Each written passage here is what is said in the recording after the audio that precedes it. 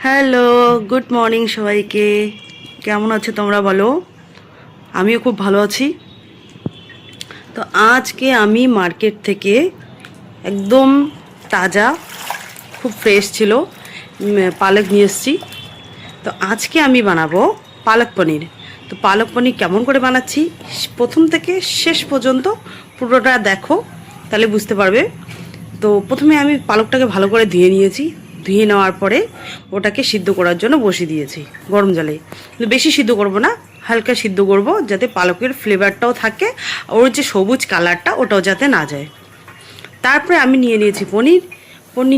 পনির তারপর ছোট ছোট করে পিস করে নিয়েছি। পিস করে নেওয়ার পরে কেউ যদি ভাবো যে আমি পনির না ভেজেই খাবো, তো না ভেজেই খেতে পারে।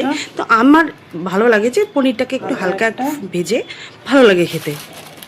তো আমি কি কি দিচ্ছি পালকের মধ্যে সেটাও দেখিয়ে দিলাম। শুকনো লঙ্কা, আদা, কালো জিরা, আর বেশি কিছু দিব না।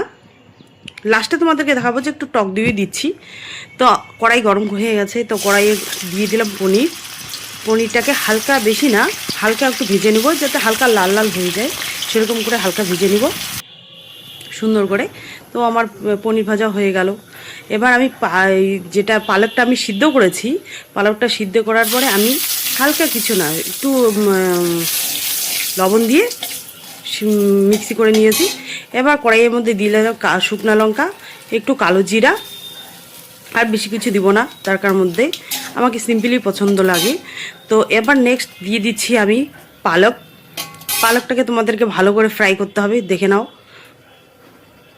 ভালো করে ফ্রাই করে নিয়ে পরে তারপরে তোমরা ভালো করে মিক্স করতেই থাকবে, ভালো করে কষিয়ে নিবে যতক্ষণ মনে করো তোমাদের কষাটা হয়নি, জলটা যতক্ষণ একটু কমে যায়নি, ভালো করে মিক্স করার পরে। তো ভালো করে কষিয়ে নেওয়ার পরে তোমরা দেখতে পাচ্ছ খুব সুন্দর করে কষিয়ে নিচ্ছি।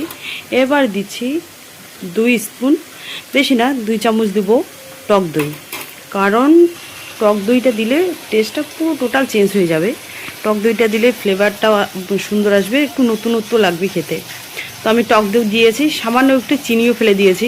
কারণ টক যদি ব্যবহার করা হয় তো একটু চিনি ফেলে দিলে ফ্লেভারটা আরও সুন্দর আসে। আমি এখানে পনিরটা ভালো করে কষিয়ে নিয়েছি। তোমরা যদি ভাবো যে রুটি দিয়ে খাবে, তাহলে বেশি জল দেওয়ার দরকার নেই। যদি ভাবো যে না আমরা ভাত দিয়ে খাবো, তো আমি একটু ভাত দিয়ে খাবোর জন্য এইটাকে একটু জল দিয়ে ভালো করে নিয়েছি, একটু পাতলা করেই নিয়েছি।